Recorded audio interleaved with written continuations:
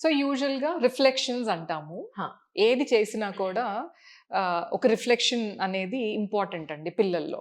ఇప్పుడు ఒక డిసిషన్ తీసుకోవాలి, ఒక నిర్ణయం ఏదైనా తీసుకోవాలి అని అంటే ఒక చిన్న ఫార్ములా ఉంటుందండి దానికి. దాన్ని పిఎంఐ అంటాం, plus minus and interesting things అన్నమాట. సో పిఎంఐలో ఏమవుతుంది అని అంటే, చిన్నప్పటి నుంచి కూడా పిల్లలు ఏదైనా ఒక టాయ్ అడిగారు, లేకపోతే నేను బయటికి వెళ్ళాలనుకుంటున్నాను. సో కాన్వర్జేషన్ ఎప్పుడు చూసినా కూడా how did you make that decision అని కనుక మనం అడగగలిగితే, ఈ రీజన్స్ తోటి ఈ దాంట్లో ప్లసెస్ ఏంటి, దాంట్లో మైనసెస్ ఏంటి, దాంట్లో ఇంట్రెస్టింగ్ థింగ్స్ ఏంటి అని పిల్లలకి తెలిసి కనుక డెసిషన్ తీసుకుంటే ఒక్కొక్కసారి మనం యాక్సెప్ట్ చేయడంలో తప్పు లేదు. కానీ ఆ డెసిషన్స్ కరెక్ట్గా వాళ్ళు తీసుకోలేకపోతున్నప్పుడు మనం ఇంటర్వ్యూన్ అయ్యి let us SIT and reflect on this. నీకు ఈ విషయం తెలుసా? బికాస్ అన్ని నెగటివ్స్ తెలిసి ఉండాలని లేదు, ఇంకా పిల్లలే కాబట్టి, ఇంకా వాళ్ళకి ఎక్స్పోజర్ లేదు కాబట్టి. సో ఈ నెగటివ్ కాన్సిక్వెన్సెస్ ఉంటాయని నీకు తెలుసా? తెలియలేదు కాబట్టి నాకున్న ఎక్స్పోజర్ తోటి నేను నిన్ను గైడ్ చేయాలనుకుంటున్నాను, are you open for that అని కనుక మనం పిల్లలకి చెప్పుకోగలిగితే డెఫినెట్గా ఇలాంటి కాన్ఫ్లిక్ట్స్ని ఈజీగా నావిగేట్ చేయొచ్చండి.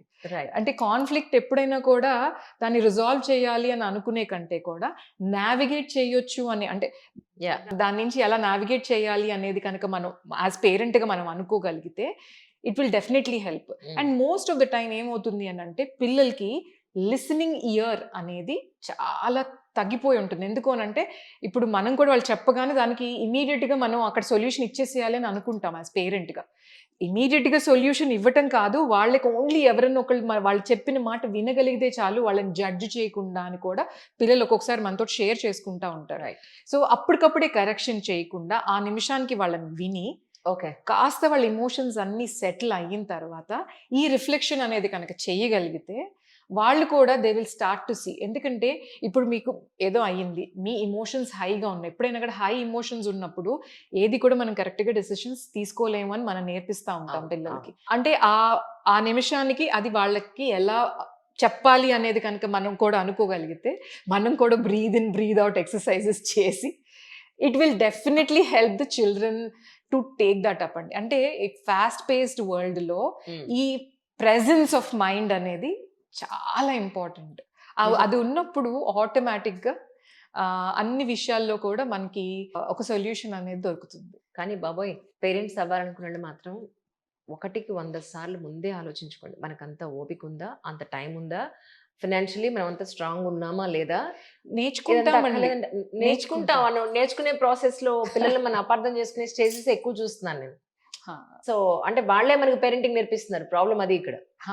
ఎప్పుడు నేర్పిస్తారు అంటే, మీకు తెలియదు అనుకున్నప్పుడు నేర్పిస్తారు. ఎగ్జాక్ట్లీ. నేను అన్నాను అలా కాదు, దీన్ని డీల్ చేయడం ఎలాగంటే, ఇది నీ ప్రాబ్లమ్స్, దీని పైకి రా, పైనుంచి చూసి నువ్వే ఒక అంబ్రిల్లా దీనన్నింటికి.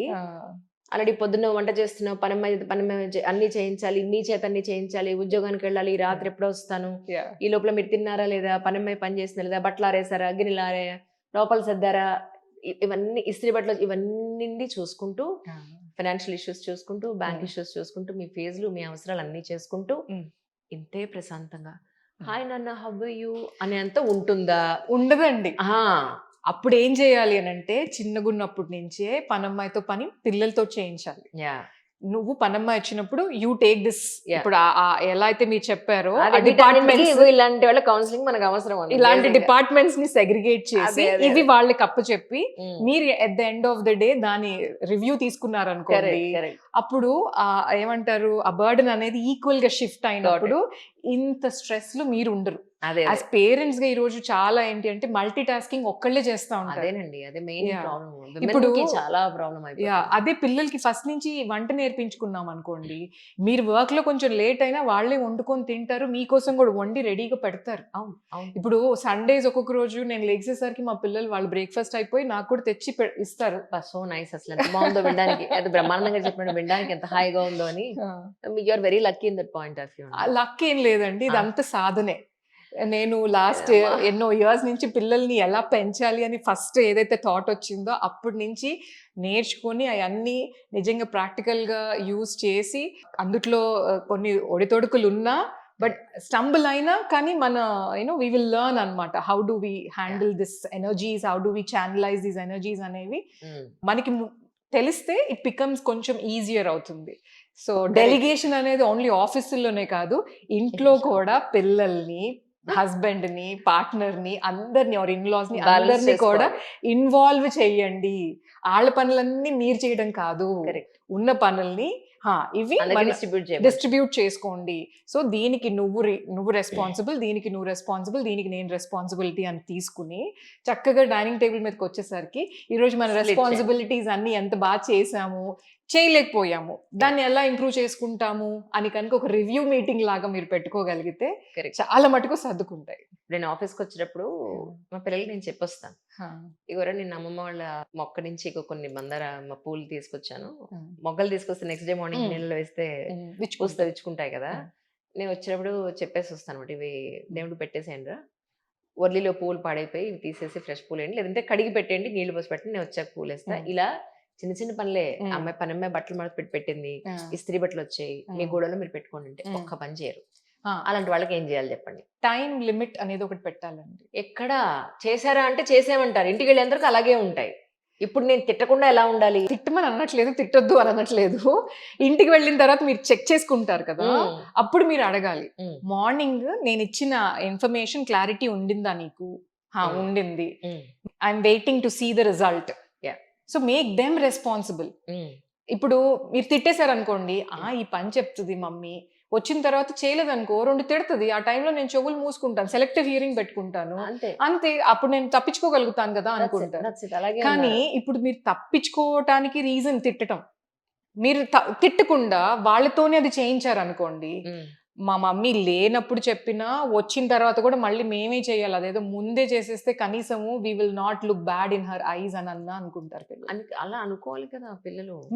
ఆ ఎన్వైరన్మెంట్ మీరు క్రియేట్ చేయొచ్చండి, చాలా ఈజీ. మించి సన్యాసం తీసుకోవడం కాదు కాదు కాదు, అయ్యయ్యో అలా అనుకుంటే ఎలా అండి బాబోయ్.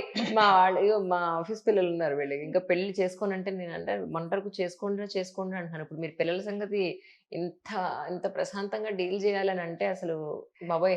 ఏం లేదండి, బయట ఉన్న రిక్వైర్మెంట్స్ మనం తగ్గించుకున్నాం అనుకోండి, అంటే వాళ్ళలాగా మనం ఉండాలి అని అట్లా పియర్ కంపారిజన్ తగ్గించుకున్నాం అనుకోండి, ఇప్పుడు ఎవ్రీ ఇయర్ పిల్లలకి ఇంత లావిష్ గా బర్త్డే చెయ్యాలి అని అనుకోవాల్సిన అవసరం లేదు. పిల్లలకి పిల్లలు కూర్చొని చిన్న కేక్ కట్ చేసుకొని ఒక స్వీట్ తీసుకొని చేసినా కూడా సరిపోతుంది. ఆ ఎన్వైరన్మెంట్ మనం పెంచుకోగలిగితే ఈ లేనిపోయిన స్ట్రెస్సెస్ అన్ని తగ్గిపోతాయి. సో ఆ స్ట్రెస్సెస్ తగ్గిపోయినప్పుడు ఆటోమేటిక్ గా మిగిలేదేంటి, ప్రశాంతతే కదా. కానీ మీతో మాట్లాడుతుంటే పాయింట్స్ యాక్చువల్లీ పుట్టుకొస్తున్నాయి, ఇంకొక పాయింట్ తో ముగిస్తాను, ఏమనుకోవద్దు. అయ్యో, one of my friend told me that తనకి 2 పిల్లలు, she is single parent. Single parent ఉన్న పిల్లలు మదర్ ని టేక్ ఇట్ గ్రాంటెడ్ తీసుకుంటారు, ఎందుకంటే తన ఇంట్లో ఉండే అవకాశం ఉండదు, పని చేస్తే గానీ ఇల్లు గడిచే సిచ్యువేషన్స్ ఉంటాయి. సో అమ్మాయి కదా, అమ్మ ఎప్పుడు చులకనగానే ఉంటుంది పిల్లలకి, టేక్ ఇట్ గ్రాంటెడే. ఆఫ్టర్ ఆల్ అమ్మ అన్నట్టుగానే నేను చూసాను, అలాగే చూసాను.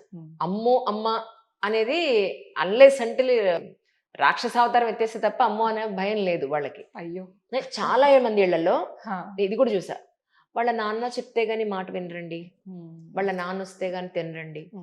మరి అలా అంటే మరి చిన్నప్పటి నుంచి సింగిల్ పేరెంట్ గా పెంచిన వాళ్ళ పరిస్థితి ఏంటి?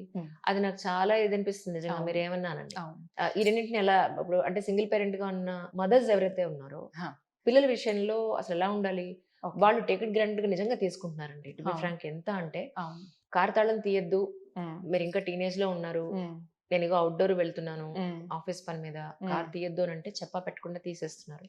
సీసీ కెమెరాలు చెక్ చేసుకుని వాచ్మెన్లకు ఫోన్ చేసి పిల్లలు కార్ తీసారని అడిగేంత వరకు తెచ్చుకుంటున్నారు. అలా అడిగితేనేమో వీళ్ళు ఫీల్ అవుతున్నారు, అడగకపోతే మన బాధల వర్ణాతీతం. సో ఇలాంటి చాలా గ్యాప్స్ ఉన్నాయండి ఫ్యామిలీలో literally. So to deal with the children, that ఒక టీనేజ్ పిల్లల్ని, it's not a small thing అబ్బా. Not at all. మీరు చెప్పింది కరెక్టే. అయితే టీనేజ్ కి ఆ సినారియోస్ క్రియేట్ చేయడానికి వెనకాల కింద tip of the iceberg teenage అనేది. ముందు ప్రీ టీన్స్, దాని తర్వాత చిన్నగా ఉన్నప్పుడు ఇవన్నీ కూడా యాడ్ ఆన్ అవుతాయి. ఇప్పుడు చిన్నగా ఉన్నప్పుడు వాళ్ళు ఏదన్నా ఒకటి చెయ్యకూడదు అని చెప్పిన పని చేశారనుకోండి, దానికి మీరు నోరెత్తి అరవటం అనేది ఒక సొల్యూషన్ ఒకప్పుడు ఉండేది. ఇప్పుడు దానికి కాన్సిక్వెన్సెస్ ఏంటి అని అంటే, వాళ్ళకి ఇష్టమైన ఫుడ్డో లేకపోతే వాళ్ళకి ఇష్టమైన టాయో తీసి మీరు పక్కన పెట్టేస్తారు, అది వాళ్ళకి ఇవ్వరు. రైట్. సో దాంతో ఏమవుతుంది, లెట్స్ సిట్ అండ్ రిఫ్లెక్ట్. నువ్వు ఎందుకు ఆ టాయ్ నేను ఇవ్వట్లేదు బికాస్ Mm. నువ్వు ఇది చేసావు కాబట్టి Mm. అని కనుక రిఫ్లెక్షన్స్ లో మనం పిల్లలకి కనుక మనం ఎక్స్ప్లెయిన్ చేసుకోగలిగిన రోజున స్లోగా ఏంటి అని అంటే నేను మా మదర్ ఏదైనా చెప్పింది ఇది చేయకూడదు అని చెప్పింది కనుక నేను చేస్తే దానికి నాకు కాన్సిక్వెన్సెస్ ఉంటాయి అని అనుకున్న రోజున పిల్లలు ఆ గీసిన గీత దాటరండి. అక్కడ కాన్సిక్వెన్సెస్ ఉండవు. ఆమె కాసేపు తిట్టుకుంటది లేకపోతే కాసేపు ఏడ్చుకుంటది బట్ ఇట్స్ ఓకే అని అనుకుంటున్నప్పుడు Mm. పిల్లలు ఆ గీత దాటి ఆ పనులు చేయటానికి ఎక్కువగా ఆస్కారం ఉంటుంది.